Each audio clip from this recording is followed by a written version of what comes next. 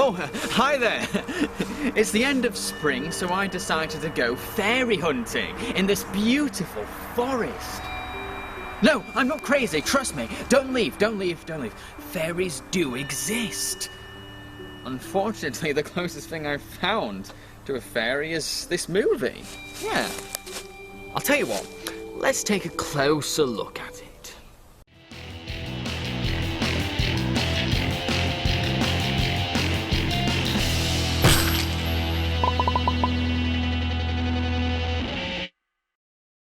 Fairies is a British animated feature film that employs a number of filmmaking techniques. It follows two children called George and Nellie, who have been sent to the countryside while their parents move house. While exploring, they discover a world called Fairyland. When George eats a piece of fairy cuisine, the rule is that he must stay in Fairyland forever unless he completes 3 tasks. When I started watching this film, it seemed like a sweet and quaint little children's movie. The idea of 2 little kids coming across a magical realm that presents a series of challenges seemed like a promising setup. I mean, it made me wonder, so what kind of tasks are the kids going to have? Will they have to retrieve a unique mineral? Would they have to travel dangerous grounds? Or would they have to pull a sword from a stone? No, nothing like that, unfortunately. Their first task is to hook up the fairy prince with their human friend Bridget, which proves to be a disappointingly simple task. All the kids do is push Bridget into Fairyland, and a few minutes later, she falls in love with the prince. No difficulty at all. So, maybe the second task is something more exciting. Nope, George and Nellie's next task is to make a veil for Bridget. Seriously? Children are this film's target audience. And after being introduced to a premise involving tasks in a fantasy world, kids may be disappointed to discover that the focus is now on a rushed romance.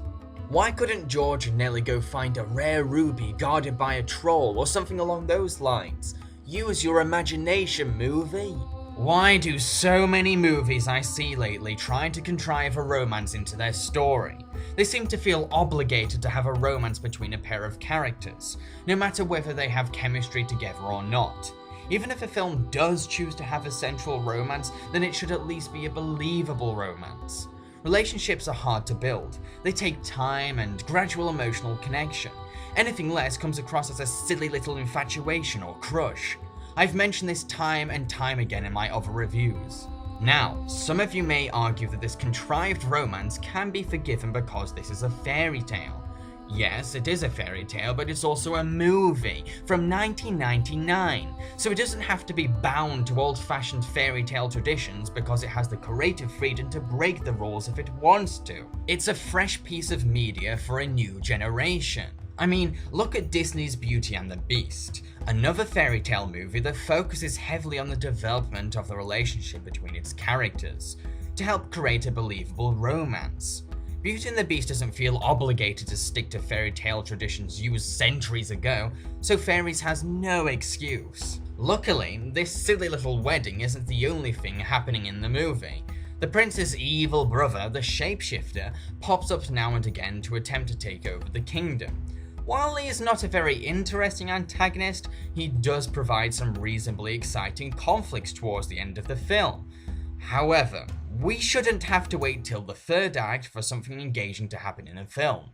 What about the characters? Well, Nellie is practical, brave, confident, and sensible, but when we first meet her, she's annoyingly grumpy and moody because she doesn't like the idea of moving to a new place. Once she adapts to a new home, she does get cheerier, but she's not exactly fun or interesting. I mean, she's so sensible and formal that she comes across as a bit dull. George is cheery, adaptable, pleasant, and polite. Some may be charmed by his innocence, but many others are bound to find his happy-go-lucky, smiley-faced approach to everything to be irritating. I could tolerate him, I guess, but I can imagine that he'll pester some viewers. The Shapeshifter is a rather dull villain. I mean, his motive is the overtread and simplistic desire to gain power. He's not very charismatic, he doesn't have any quirks, he isn't very scary, and he doesn't provide any funny lines. A villain needs to have a fun screen presence, and he or she needs a tragic backstory or a strong motive to help us care about his evil plans. Then there's Bridget, a farm girl who comes across as immature, selfish, and silly. Why? Well, she abandons her job, family, and friends to marry a fairy she's just met. There's no understandable reason why she would be desperate enough to marry a fairy. I mean, she seems like a happy enough girl, she's not depressed or in danger or lonely, so why would she give up everything in her human life to be with a fairy prince she's just met? Is she on crack? The fairies, including the prince, are very boring characters. They're really forgettable. There's not much I can say about them except that they have wings and sparkle. What about the visuals of Fairies? Well, the film combines hand-drawn animation, hand-drawn backgrounds, CGI effects, and live-action sets.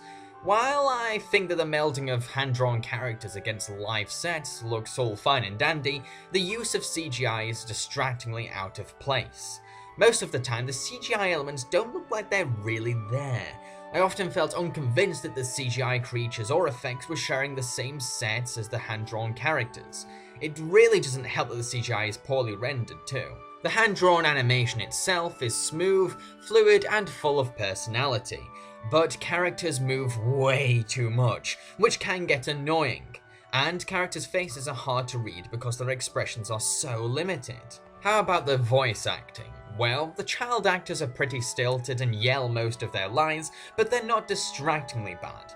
The adult actors are made up of some fine British talents like Kate Winslet, Jeremy Irons, Tony Robinson, and June Whitfield. These wonderful performers put a lot of effort into their roles, and to be honest, I forgot that these characters were voiced by celebrities. At first, the music score kept my attention and impressed me, but then I gradually forgot it was even there. I don't think it's terrible, I mean it's pretty decent for what it is, but it just didn't keep my attention for the running time of the film. To conclude, Fairies is colourful, harmless, and very basic in terms of its ideas and story. Some may argue that a children's film doesn't have to try hard, but that's an awful message to give. Even young audiences deserve high-quality storytelling to enhance their imagination and keep them entertained. Plus, animation filmmakers should not be encouraged to try less hard just because of their audience's age. This movie's biggest problem is that it seems to be more interested in forcing a romance into its narrative than focusing on the children's adventures. It also doesn't help that this romance is unconvincing, dull, and bland. This movie's only redeeming factors would have to be the intricate, handcrafted live-action sets that are impressive in detail, and the star-studded cast that put a lot of energy into their voices. I give it 2.5 sparkly stars out of 5.